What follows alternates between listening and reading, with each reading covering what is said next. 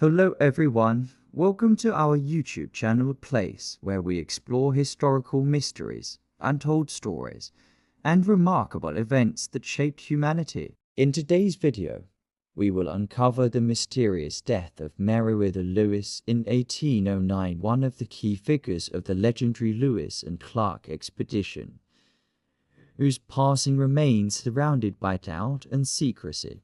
Did Meriwether Lewis truly take his own life? Or was it actually a well-concealed assassination? Conflicting historical records, eyewitness accounts, and even the strange silence of the authorities at that time have turned this case into one of the greatest mysteries of early 19th century America. So where does the truth really lie? Let's uncover it together right now. Meriwether Lewis was a man of extraordinary talent and ambition. Born in 1774 near Charlottesville, Virginia, he grew up to become an accomplished explorer, soldier, and politician. His most notable achievement was leading the Lewis and Clark expedition from 1804 to 1806, which opened up the American West and changed the course of history.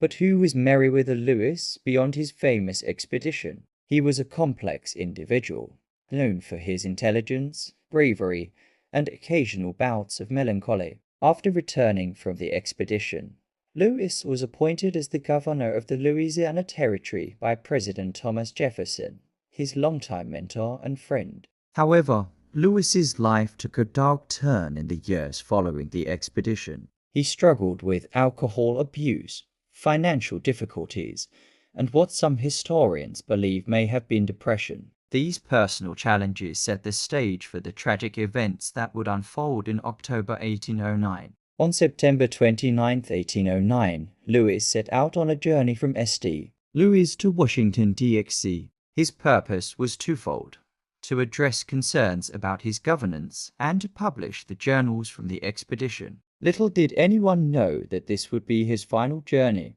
As Lewis traveled along the Natchez Trace, an ancient trail connecting Nashville to Natchez, he stopped at Grinder's Stand, an inn located in present-day Lewis County, Tennessee. It was here, on the night of October 11, 1809, that the mystery began to unfold.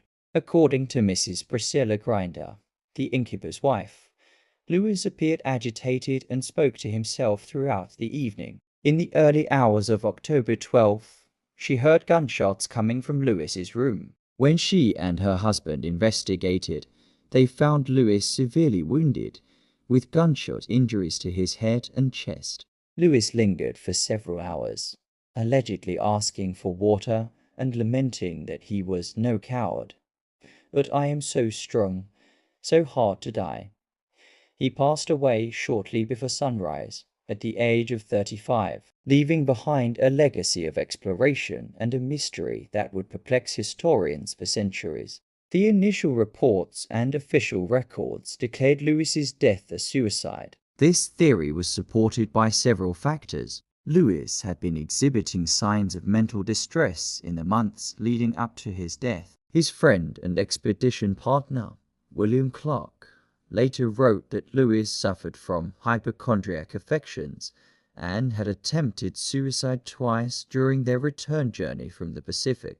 Moreover, Lewis's own family seemed to accept the suicide explanation. His mother, Lucy Marks, wrote in a letter that her son had died by his own hand.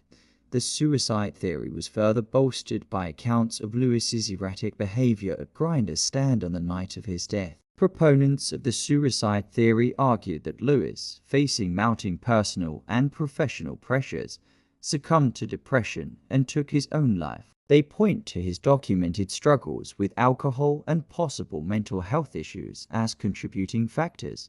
However, as time passed, questions began to arise about the circumstances of Lewis's death. Some historians and researchers have proposed an alternative theory that Meriwether Lewis was murdered.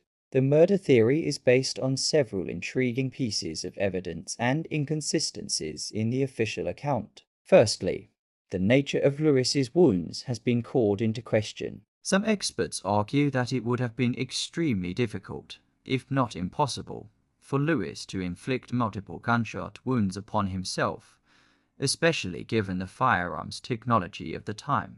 Secondly, there are discrepancies in the eyewitness accounts. Mrs. Grinder's story changed over time, and some researchers have pointed out inconsistencies in her various tellings of the events that night. Additionally, valuable items, including Lewis's watch and money, were reportedly missing from his possessions after his death, suggesting a possible robbery motive. Perhaps most intriguingly, Lewis had enemies. As governor of the Louisiana Territory, he had made powerful adversaries, including land speculators and political rivals. Some theorists suggest that these enemies may have orchestrated his murder to prevent him from reaching Washington, D.C., and potentially exposing corruption or settling disputes in his favor.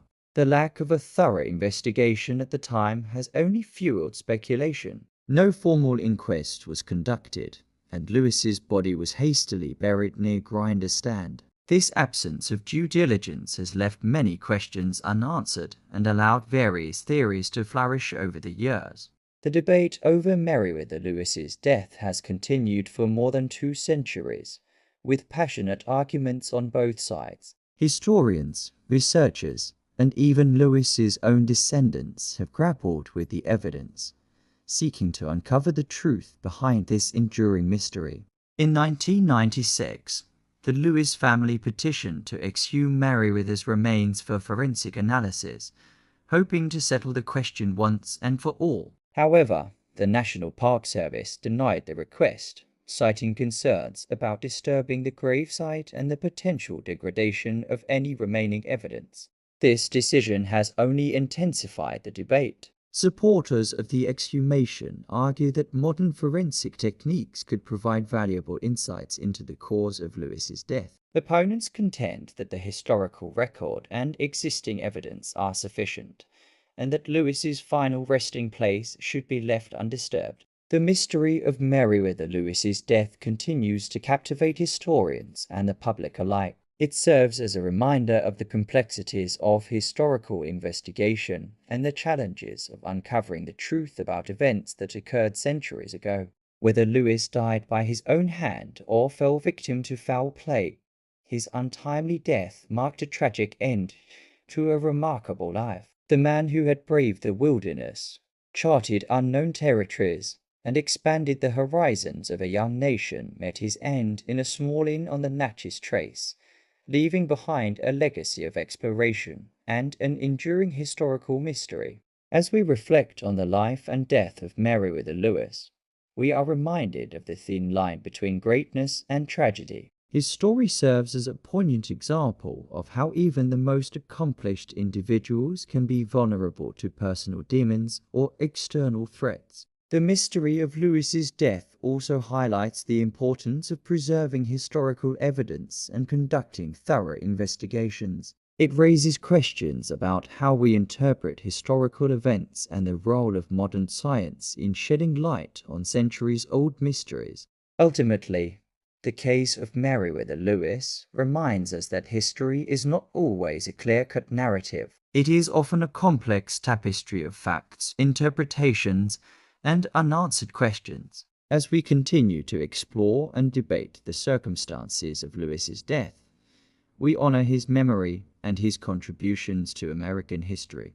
Perhaps someday, new evidence or advanced technologies will provide a definitive answer to the question of how Meriwether Lewis died. Until then, his story remains a fascinating chapter in the annals of American history, inviting us to ponder the fine line between fact and speculation, heroism and tragedy. Dear viewers, thank you for joining us today. If you enjoyed this content, please like, share, and subscribe so you won't miss our upcoming stories. Your support is the greatest motivation for us to keep creating better videos. Goodbye, and see you again in our next video.